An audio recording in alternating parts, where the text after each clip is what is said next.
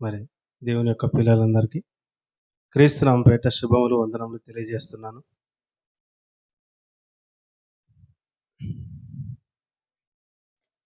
మరి దేవుడు లోకాన్ని ఎంతో ప్రేమించాడు. లోకం అంటే మట్టి కాదు, లోకం అంటే మనుషులే అయినటువంటి ఒక కవి వర్ణించడం జరిగింది. అంటే దేవుడు లోకాన్ని ఎంతో ప్రేమించాడు. మరి లోకంలో ఉన్నటువంటి తన ఆత్మను పంచుకొని పుట్టినటువంటి పిల్లలైనటువంటి మరి నరులను గూర్చి తండ్రి మరి పరలోకమందు చింతిస్తున్నాడు. మరి ఆయన ఈ లోకాన్ని ఎంతో ప్రేమించి మరి తన ఆత్మని పంచిచ్చినటువంటి పిల్లలందరూ కూడా పరిశుద్ధులుగా బ్రతకాలని, మరి అలా బ్రతికి తండ్రికి విధేయులుగా బ్రతికి మరి వారి యొక్క క్రియల ద్వారా భూమి మీద మహిమపరిచి దేవుడుండే లోకానికి తన పిల్లలు రావాలని కోరుకున్నాడు. మరి ఆ క్రమంలో దేవుడు మొదటి మానవుడైనటువంటి ఆదాము నుండి కూడా నేటి వరకు ఎంతోమంది ప్రవక్తల ద్వారా, తన భక్తుల ద్వారా, న్యాయాధిపతుల ద్వారా ఈ లోకానికి మరి తన వాక్యాన్ని చెప్పిస్తూనే ఉన్నాడు. అంటే మొదటి మానవుడైన ఆదాము పుట్టిన నాటి నుంచి నేటి వరకు కూడా తన ప్రవక్తల ద్వారా, న్యాయాధిపతుల ద్వారా, మరి భక్తుల ద్వారా ఎన్నో మాటలు ఈ సమాజానికి, ఈ లోకానికి తెలియజేస్తూనే ఉన్నాడు. ఈ లోకంలోకి వచ్చినటువంటి మనుషులందరూ కూడా మరి లోకంలో ఉన్నట్టు వాటిని ప్రేమించి మరి ఇవే శాశ్వతం అనుకొని దేవుణ్ణి మర్చిపోయి దేవునికి అవిధేయులుగా, దేవుని మాటను వినని వారిగా, దేవుని వ్యతిరేకించిన వారిగా ఈ సమాజం ఎప్పుడు కూడా దేవుణ్ణి బాధపరిచినటువంటి సమాజంగానే ఉంది. మరి అయినప్పటికీ ఎన్నో మాటలు చెప్పిస్తున్నటువంటి దేవుడు మరి కేవలం ఈ బాధ్యత ఒక ప్రవక్తలదో, ఒక న్యాయాధిపతులదో, ఒక రాజులదో, ఒక యాజకులదో అని మాత్రమే కాకుండా నేడు అనగా క్రైస్తవులైనటువంటి మన పైన క్రొత్త నిబంధన ప్రకారం ఆ బాధ్యతను సేవకుల పైన మాత్రమే పెట్టాడని గ్రహించుకొని మరి ఈ పని కేవలం ఒక సేవకులదే, ఒక బోధకులదే అనేటువంటి ఆలోచనలో నేటి క్రైస్తవ సమాజం లేదా క్రైస్తవ విశ్వాసులు ఉండడం జరిగింది. అంటే దేవుని యొక్క పని అంటే, దేవుని యొక్క మాటలు ప్రచురం చేయడం అంటే, దేవుని యొక్క సువార్తను మరి ఈ లోకానికి వినిపించేటువంటి బాధ్యత కేవలం సువార్థికులది, సేవకులది, బోధకులది అనేటువంటి ఆలోచనలేనే మరి నేడున్నటువంటి విశ్వాసులు, క్రైస్తవులు ఉన్నారు. అంటే విశ్వాసులు కేవలం ఒక వారం మరి సంఘానికి వచ్చి కేవలం మరి వాక్యాన్ని విని వెళ్ళిపోయేటువంటి వారిగానే ఉన్నారు. అంటే ఆ బాధ్యత కేవలం మరి బోధకులది మాత్రమే అనుకొని మరి నేడున్నటువంటి క్రైస్తవులు ఆ భ్రమలో ఉన్నారు. మరి ఈ బాధ్యత అంటే సువార్తను ఈ సమాజానికి ప్రచురం చేసేటువంటి బాధ్యత ఒక బోధకునిదే కాదు, ఒక సువార్థకునిదే కాదు, మరి ఒక విశ్వాసిది కూడా అని నేడు చెప్పబోయేటువంటి వాక్యంలో తెలుసుకుందాం. అంటే ప్రతిదీ బాధ్యత అంటే ఈ లోకానికి తెలియచేసిన బాధ్యత మరొక బోధకునిదే కాదు, ఒక విశ్వాసిది కూడా అని ఈ మాటల ద్వారా మనం గ్రహించాలి. కొన్ని మాటలను మనం గమనిస్తే మరి ఆదికాండం 9వ అధ్యాయం 5వ వచనం. ఆదికాండం 9వ అధ్యాయం 5వ వచనం. మరియు మీకు ప్రాణమైన మీ రక్తమును గూర్చి విచారణ చేయుదును, దాని గూర్చి ప్రతి జంతువును నరులను విచారణ చేయుదును, ప్రతి నరుని ప్రాణమును గూర్చి వాని సహోదరుని విచారణ చేయుదును. చాలు. మరి దేహానికి ప్రాణం ఏంటి? రక్తంని మరి బైబిల్ ద్వారా మనం తెలుసుకున్నాం. మన దేహానికి ప్రాణం రక్తం. మరి ఆ రక్తమును గూర్చి మీకు ప్రాణమైన మీ రక్తమును గూర్చి విచారణ చేయుదును. అంటే మన ప్రాణానికి సంబంధించినట్టు ఆ రక్తము గూర్చి దేవుడు విచారణ చేస్తాడంట. అంటే ఇన్వెస్టిగేషన్, ఎంక్వైరీ, అంటే పరిశోధన, అంటే విచారణకు తీసుకొస్తాను మరి మీ రక్తంను గూర్చి అంటున్నాడు. మరి అదే విధంగా దాని గూర్చి ప్రతి జంతువును కూడా విచారిస్తానంటున్నాడు. అంటే ఒకవేళ మన రక్తం కొన్ని సందర్భాల్లో జంతువుల ద్వారా మరి నేల ఒలికించబడితే మరి ఆ జంతువును కూడా విడిచిపెట్టకుండా మరి ఆ జంతువును కూడా విచారణలోకి తీసుకొచ్చి దాన్ని కూడా శిక్షిస్తానని దేవుడు ఈ వాక్యంలో చెప్తున్నాడు. అంటే మన ప్రాణంను గూర్చి ఎందుకు దేవునికి అంత శ్రద్ధ, మరి మన ప్రాణమును గూర్చి ఎందుకు ఆయనకున్నటువంటి ఆసక్తి అంటే నిజంగా దేవుడు తన ఆత్మని పంచిచ్చాడు గనకనే దాని యొక్క విలువ తెలుసు గనకనే మరి ప్రాణంను గూర్చి విచారణ చేస్తా అంటున్నాడు. మరి అదేవిధంగా కంటిన్యూషన్, నరులను ప్రతి జంతువును నరులను విచారణ చేయుదును, ప్రతి నరుని ప్రాణమును గూర్చి వాని సహోదరుని విచారణ చేయుదును. ప్రతి నరుని ప్రాణమును గూర్చి వాని సహోదరుని విచారణ చేయుదునంటున్నాడు. అంటే మనమంతా కూడా ఎవరము? సోదర సోదరీమణులం. అంటే మనమందరం కూడా దేవుని గర్భవాసం నుంచి వచ్చినటువంటి వారం. మరి ప్రాణమును గూర్చి ఒక జంతువును విచారిస్తానంటున్నాడు. అదేవిధంగా తన సహోదరుని ప్రాణమును గూర్చి ఇంకొక సహోదరుని మరి విచారణ చేస్తానని దేవుడు ఈ మాటల్లో చెప్పడం జరుగుతుంది. అంటే ఒక మనిషి యొక్క ప్రాణం ఎంత విలువైనదంటే, ఉదాహరణకు ఒక యాక్సిడెంట్ జరిగింది. మరి అతన్ని హుటాహుటిన అంబులెన్స్‌లో మరి హాస్పిటల్‌కి తీసుకువెళ్ళడం జరుగుతుంది.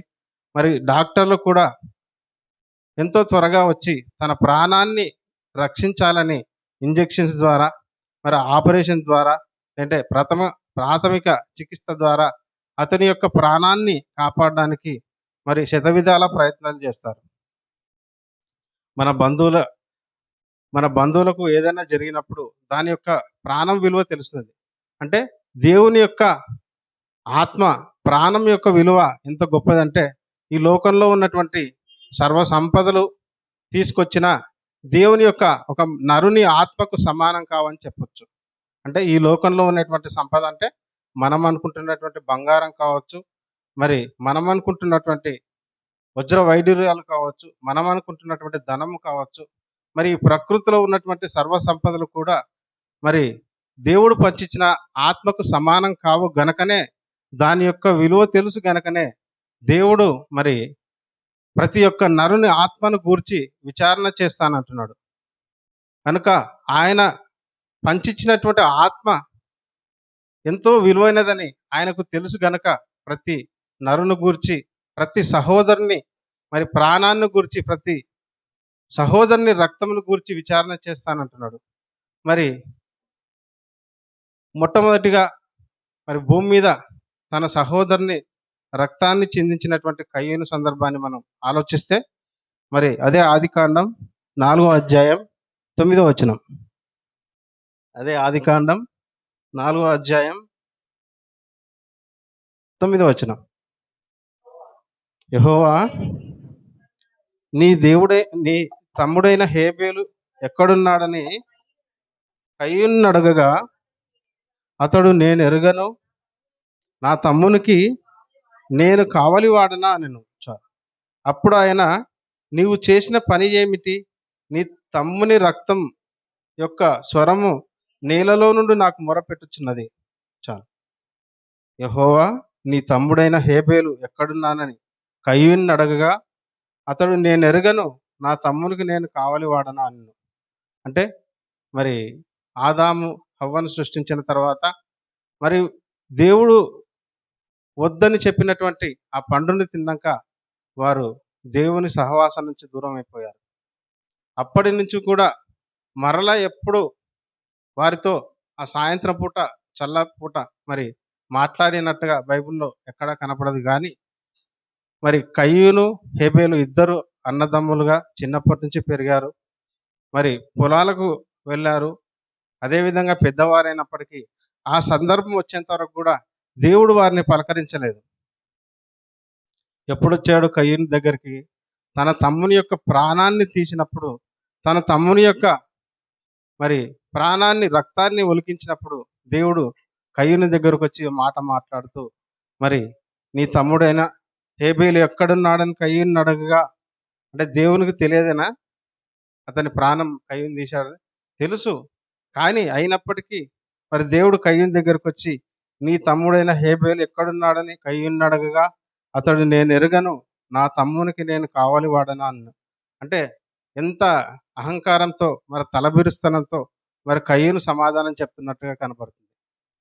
అంటే దేవునికి విధేయులు విధేయులు కాక మరి మొదటి మానవుడైనటువంటి ఆదాము హవ్వలు మరి దేవుని యొక్క ఆజ్ఞను తృణీకరించి దేవుని యొక్క సహవాసానికి దూరం అయిపోయారు.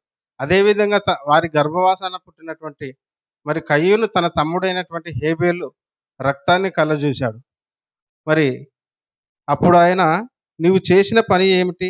నీ తమ్ముని యొక్క రక్తం యొక్క స్వరం నేలలో నుండి నాకు మొరపెడుతున్నది. అంటే రక్తమట మొరపెడుతుందంట. రక్తానికి స్వరం ఇచ్చాడంట దేవుడు. అంటే కయ్యూను తన తమ్ముడైనటువంటి హేబేలును ఓర్వలేక మరి దేవునికి శ్రేష్టమైన అర్పణ ఇవ్వనందుకు తన తమ్ముడి మీద ద్వేషంతో మరి రక్తాన్ని ఒలికించడం జరిగింది. అంటే అతని ప్రాణాన్ని తీయడం జరిగింది. మరి అదేవిధంగా మరి దేవుడు కూడా ప్రతి ఒక్క సహోదరుని గూర్చి విచారణ చేస్తాడన్నట్టుగా ఆదికాండం 9:5లో మనం చూసాం. అంటే ప్రతి సహోదరుని గూర్చి మరి వారి యొక్క రక్తాన్ని గూర్చి విచారణ చేస్తానన్నట్టుగా దేవుడు మాట్లాడుతూ, మరి ఏ విధంగా మన సహోదరులకు యొక్క రక్తానికి మనం బాధ్యులము, మరి ఏ విధంగా మరి వారి యొక్క ప్రాణానికి బాధ్యులము, మరి దేవుడు యెహెజ్కేలు గ్రంథంలో ఒక మాటను రాయిస్తూ, యెహెజ్కేలు గ్రంథం 3వ అధ్యాయం 18-19. యెహెజ్కేలు గ్రంథం 3వ అధ్యాయం 18-19. యెహెజ్కేలు గ్రంథం 3వ అధ్యాయం 18-19. అవశ్యముగా నీవు మరణమవుదు అని నేను దుర్మార్గుని గూర్చి ఆజ్ఞయియ్యగా, నీవు అతనిని హెచ్చరిక చేయకయు అతడు జీవించినట్లు తన దుర్మార్గతను విడిచి పెట్టవలనని వానిని హెచ్చరిక చేయకయు నుండిన ఎడల ఆ దుర్మార్గుడు తాను చేసిన దోషమును బట్టి మరణమును అవును గాని అతని రక్తమునకు నిన్ను ఉత్తరవానిగా ఎంచుదును. మరి ఈ మాటను చూసి, అంటే ఆవశ్యముగా నీవు మరణమవుదు అని నేను దుర్మార్గుని గూర్చి ఆజ్ఞేయగా, మరి దుర్మార్గుని గూర్చి దేవుడు ఆజ్ఞ ఇచ్చాడంటే, మరి ఈ లోకంలో మరి ప్రతి ఒక్కరు కూడా మనం ఒకసారి ఆలోచిస్తే అవిధేయులే.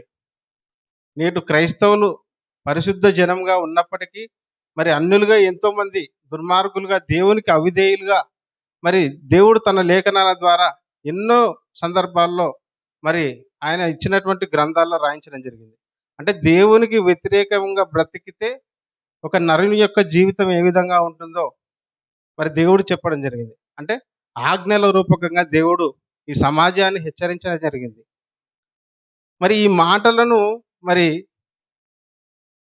మరి దుర్మార్గు గూర్చి ఆజ్ఞ ఇయ్యగా, నీవు అతన్ని హెచ్చరిక చేయకయు అతడు జీవించినట్లు తన దుర్మార్గతను విడిచిపెట్టవాలని వానికి హెచ్చరిక చేయకయు నుండిన ఎడల ఆ దుర్మార్గుడు తాను చేసిన దోషమును బట్టి మరణమవును గాని అతని రక్తమునకు నిన్ను ఉత్తరవాదిగా ఎంచుదును. అంటే దేవుడు మనకు చెప్పబడినటువంటి ఈ మాటలను సమాజానికి తెలియజేయవలసినటువంటి బాధ్యత మన పైన పెట్టాడు. అంటే లోకంలో మరి దుర్మార్గులుగా, దుష్టులుగా ఈ సమాజం ఉన్నప్పటికీ మరి దేవుడు ఆజ్ఞల ద్వారా మనకు ఈ వాక్యాన్ని అందించడం జరిగింది. ఒకవేళ నీ ఇరుగు పొరుగు వారైతేనేమి, మరి నీ బంధువులైతేనేమి, నీ రక్త సంబంధీకులైతేనేమి, ఒకవేళ అతనికి నీవు విశ్వాసంలోకి వచ్చినప్పటికీ వారికి తెలియజేయకుండా, దేవుని యొక్క ఉద్దేశాలను వారికి తెలపకుండా ఒకవేళ చస్తే, వాని రక్తాన్ని గూర్చి, వాని ప్రాణమును గూర్చి నిన్ను ఉత్తరవాదిగా చేస్తాను. వాని ప్రాణానికి మీరు జవాబుదారు అంటున్నాడు దేవుడు. అంటే క్రీస్తు ద్వారా మనం విశ్వాసంలోకి వచ్చినటువంటి మనమందరం కూడా దేవుడు క్రైస్తవుల పైన ఒక బాధ్యతను పెట్టాడు. ఈ మాటలు చూసి ఏమనుకుంటున్నారంటే, ఇది యెహెజ్కేలు గ్రంథంలో ఉన్నటువంటి సందర్భము. ఇది మనకు కాదు అనేటువంటి ఉద్దేశంలో చాలామంది ఉన్నారు. అంటే ఇది పాత నిబంధనకు సంబంధించినటువంటి మాట. ఇది మనకు సంబంధం లేదన్నట్టుగా క్రైస్తవులు అనుకుంటున్నారు. అంటే అనుకూలమైనటువంటి వచనాలైతే ఇవి మాకు, వ్యతిరేకంగా ఉన్నటువంటి వచనాలైతే పాత నిబంధనలో ఇవి మాకు సంబంధించినవి కాదు, ఇవి ఇజ్రాయేలీలవి అనుకుంటున్నారు. కేవలం మరి పాత నిబంధనలో ధర్మశాస్త్రంలో మరి ఆచార ధర్మశాస్త్రాన్ని మాత్రమే తీసివేయడం జరిగింది. ఆచారపూర్వకమైనటువంటి ధర్మశాస్త్రాన్ని మాత్రమే దేవుడు తీసేశాడు తప్ప, ఆయన ఆజ్ఞలు మరి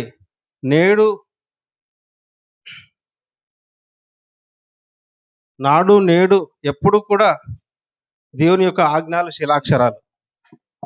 అంటే కేవలం పాత నిబంధనలో మరి ఆచారపూర్వకమైనటువంటి ధర్మశాస్త్రాన్ని తీసివేయడం జరిగింది.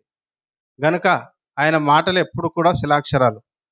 మరి ఆయన ఆజ్ఞలు ఎప్పుడు కూడా మనం అందరం కూడా పాటించాలి. కనుక మరి క్రైస్తవులు అంటే ఒక బోధకును పైనే కాదు, మరి ఒక విశ్వాసి పైన, ఒక క్రైస్తవుల పైన ఈ బాధ్యతను దేవుడు మనందరి పైన పెట్టడం జరిగింది. కనుకనే ఆ మాట మరలా చదువుతాను, జాగ్రత్తగా ఆలోచించాలి. ఆవశ్యంగా నీవు మరణమవుదువని నేను దుర్మార్గుని గూర్చి ఆజ్ఞ ఇయ్యగా, నీవు అతన్ని హెచ్చరిక చేయకయు, అతడు జీవించున్నట్లు తన దుర్మార్గతను విడిచిపెట్టవాలని వానికి హెచ్చరిక చేయకయు నుండిన ఎడల, ఆ దుర్మార్గుడు తాను చేసిన దోషమును బట్టి మరణమవును గాని అతని రక్తమునకు నిన్ను ఉత్తరవాదినిగా చేయుదును. అంటే మరి మనం అనుకుంటున్నట్టుగా మన బంధువులు కావచ్చు, మన ఇరుగు పొరుగు వారు కావచ్చు, మరి ఈ విశ్వాసుల పైన, మరి క్రైస్తవుల పైన ఒక బాధ్యతను మరి దేవుడు పెట్టడం జరిగింది. ఆ బాధ్యతను మనం నిర్వర్తించకపోతే మన పైన దోషంగా మరి వాని రక్తాన్ని గురించి విచారణ చేస్తానంటున్నాడు. మరి ఇది ఒకసారి మనం ఆలోచించినట్లయితే, మరి ఈ లోకంలో ఉన్నటువంటి చట్టాన్ని గురించి ఆలోచించినట్లయితే, అప్పుడప్పుడు రోడ్లపైన హెచ్చరిక అనేటువంటి బోర్డులు పెడుతుంటారు మున్సిపాలిటీ వాళ్ళు. ఒక గుంత తవ్వితే అక్కడ ఖచ్చితంగా ఒక బోర్డు పెడతారు. అంటే ఇక్కడ ప్రమాదం జరిగేటువంటి అవకాశం ఉంది కనుక ఇక్కడ చూసి జాగ్రత్తగా రావాలని ఒక వార్నింగ్ బోర్డు పెడతారు. పెట్టినప్పుడు మరి టేక్ డైవర్షన్ అని ఒక బోర్డు పెట్టడం జరుగుతుంది. కనుక మరి మన జాగ్రత్త కలిగి మరి వేరే దారిలో వెళ్ళిపోవడం జరుగుతుంది. లేకపోతే అక్కడ ఏమీ పెట్టకపోతే, ఒకవేళ పొరపాటున మనం ఆ గుంతలో పడిపోయినా, మన బండి డ్యామేజ్ అయినా, మరి పోలీస్ స్టేషన్లో కంప్లైంట్ ఇస్తే దానికి సంబంధించినటువంటి నష్టపరిహారం ఖచ్చితంగా ఇస్తారు. అంటే మనిషికి ఏదైనా గాయాలైనా హాస్పిటల్ యొక్క బిల్లు ఇస్తారు.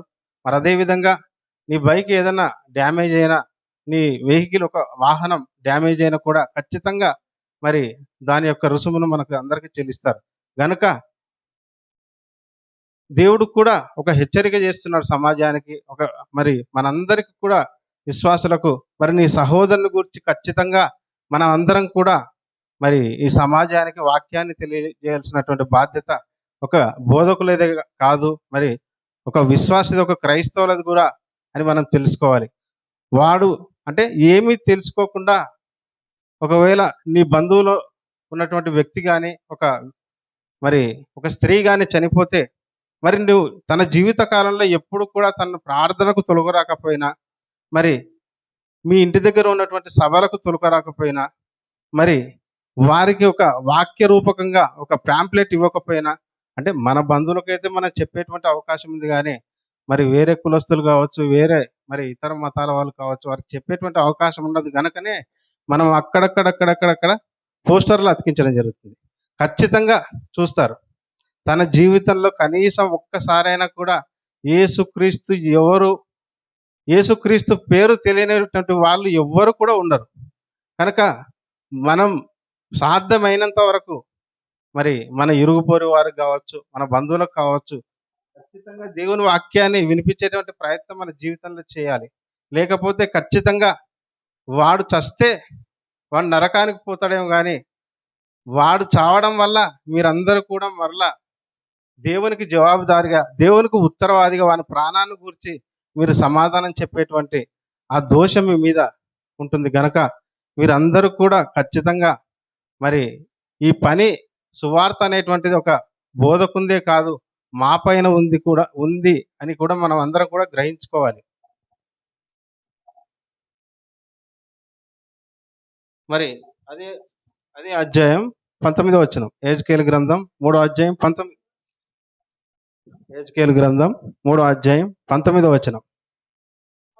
అయితే నీవు దుర్మార్గునికి హెచ్చరిక చేయగా అతడు తన దుర్మార్గత నుండి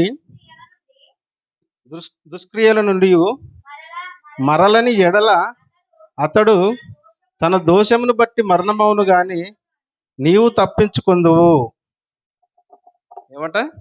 అయితే నీవు ఆ దుర్మార్గునికి హెచ్చరిక చేయగా, అంటే దుర్మార్గుడుగా ఉన్నాడు, అతనికి హెచ్చరిక చేయగా, అంటే దేవుని వాక్యం అతనికి తెలియజేయగా చెప్పినప్పటికీ కూడా అతడు తన దుర్మార్గత నుండి దుష్క్రియల నుండి మరలని ఎడల అతడు తన దోషంను బట్టి మరణమవును గాని, అంటే వాని పాపాన్ని బట్టి వాడు చనిపోతాడు గాని నీవు తప్పించుకొందువు. ఒకవేళ నీవు అతనికి సువార్త చెప్పినట్లయితే, ఒకవేళ అతన్ని సభలకు నడిపించినట్లయితే, వారి యొక్క కుటుంబాన్ని నడిపించినట్లయితే, వారి కుటుంబంలో ఎవరు చనిపోయినా కూడా నిన్ను దేవుడు ఉత్తరవాదిగా ఎంచడు. నీవు నీ ప్రాణాన్ని కాపాడుకుంటావు. వాని రక్తాన్ని గూర్చి విచారణ చేయడు. కనుక మనమందరం కూడా ఖచ్చితంగా దేవుని యొక్క పనిలో ఎల్లప్పుడూ కూడా ఉండాలి. మనం అందరం కూడా సందర్భం వచ్చినప్పుడల్లా ఖచ్చితంగా మన బంధువులకు తెలియజేయాలి. వారు వచ్చినప్పటికీ రాకపోయినప్పటికీ సాధ్యమైనంత వరకు మన ప్రయత్నం అనేటువంటిది మనం చేయాలి. ఒకవేళ వాడు చనిపోయినప్పుడు దేవుడు మిమ్మల్ని ఇద్దరిని కూడా నిలబెట్టినప్పుడు, ఎందుకురా నువ్వు చనిపోయావంటే, మరి నాకైతే మా ఇంటి దగ్గర మరి క్రైస్తవులు ఉన్నారు కానీ నాకు ఎప్పుడు కూడా వాక్యం చెప్పలేదు. మరి మా బంధువుల్లో ఒకరు క్రైస్తవురాలుగా ఉన్నారు, అయినప్పటికీ నాకు ఎప్పుడు చెప్పలేదు గనక నాకు ఈ శిక్ష ఉంటుందని నాకు తెలియదు, కనుకనే నేను పట్టించుకోలేదు. మరి నా దోషంను బట్టి నేను చనిపోయి ఇక్కడికి వచ్చానని చెప్పినప్పుడు, మరి మిమ్మల్ని ఉత్తరవాదిగా వాడి ప్రాణాన్ని గూర్చి, వాడి రక్తాన్ని గూర్చి మీకు శిక్ష ఉంటుందని మరి మనం అందరం కూడా గ్రహించుకోవాలి. ఒకవేళ నువ్వు చెప్పినట్లయితే, మరి దేవుని గూర్చి, దేవుని మాటలను గూర్చి మరి మీ దోషం లేకుండా మీరు చెప్పినట్లయితే, మీరు తెలివిగా తప్పించుకున్నట్లయితే ఆ శిక్ష మీ మీదకి రాకుండా దేవుడు చూసుకుంటాడు, మీరు తప్పించుకుంటారు. కనుక ఇది పాత నిబంధనకే సంబంధించింది. మరి పాత నిబంధనలే చెప్పాడని మీరు అనుకోవాల్సినటువంటి అవసరం లేదు. మరి మరి పౌలు గారి ద్వారా ఒక మాట రాయిస్తున్నాడు. అపోస్తలుల కార్యంలో 20వ అధ్యాయం 26వ వచనం.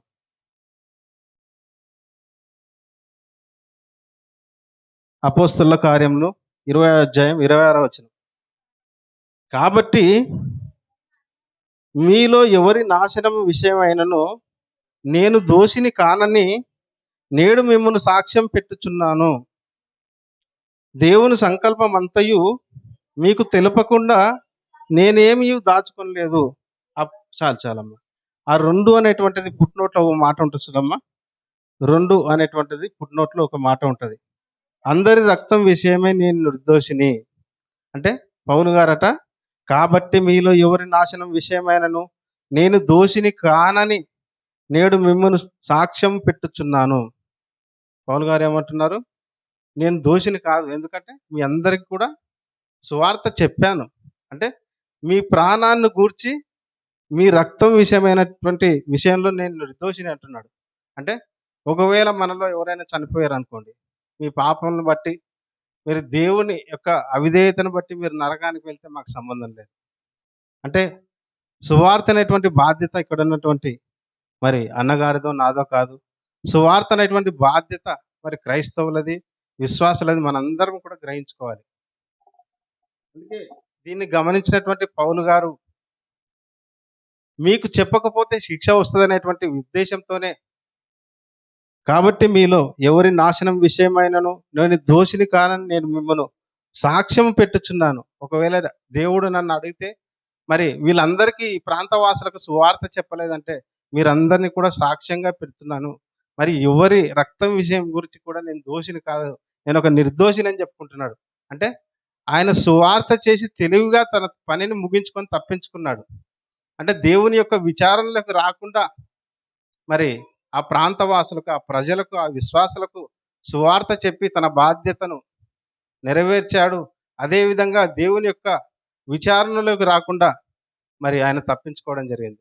గనక మీరందరూ కూడా మీ జీవితాల్లో మీరందరూ దేవుని యొక్క మరి మీ సహోదరుని యొక్క రక్తం బట్టి విచారణలోకి రాకుండా మీరందరూ కూడా తప్పింపబడాలంటే ఖచ్చితంగా సాధ్యమైనంత మట్టుకు మీరు సువార్తను ప్రకటించే బాధ్యత మీ అందరికి ఉంది. గనక మరి ఈ బాధ్యత ఒక క్రైస్తవుంది అని ఎప్పుడు కూడా అనుకోకూడదు.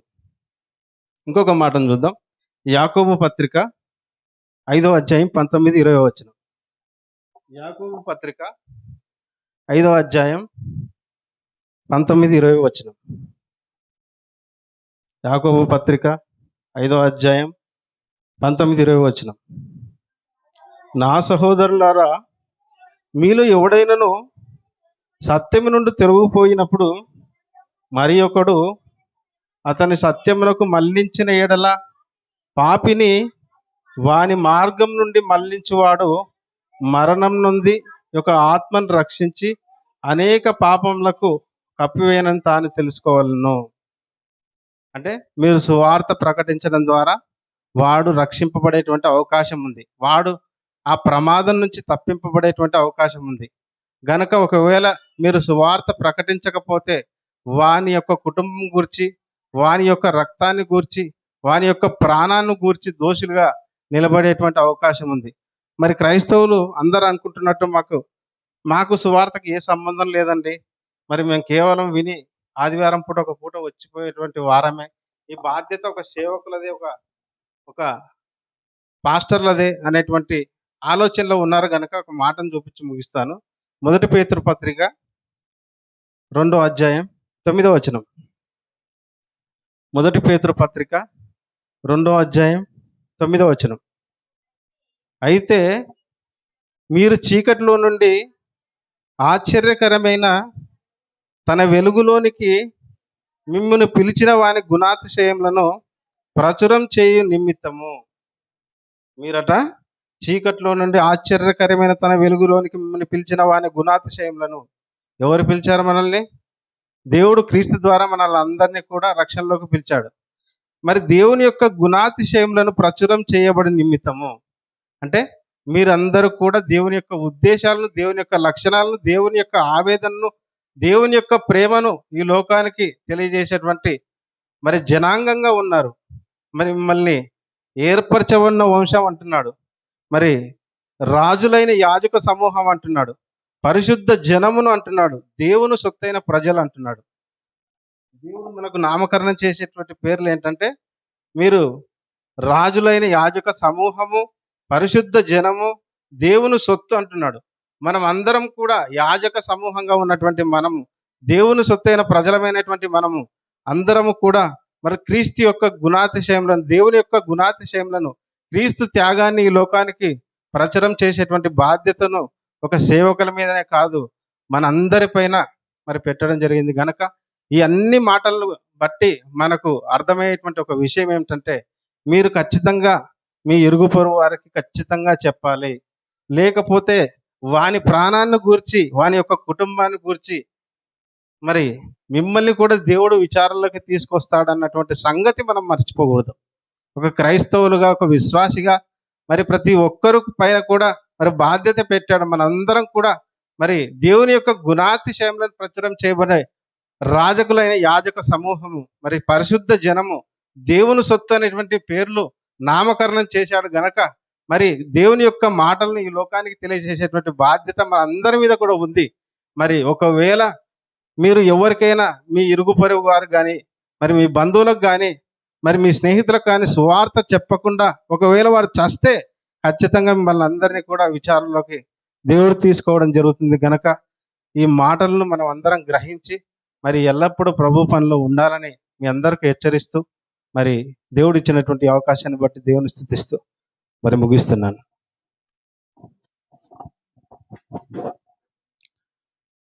దేవుని పిల్లలారా, ఇంతవరకు మంచి మాటలు కేవలం క్రైస్తవుడుగా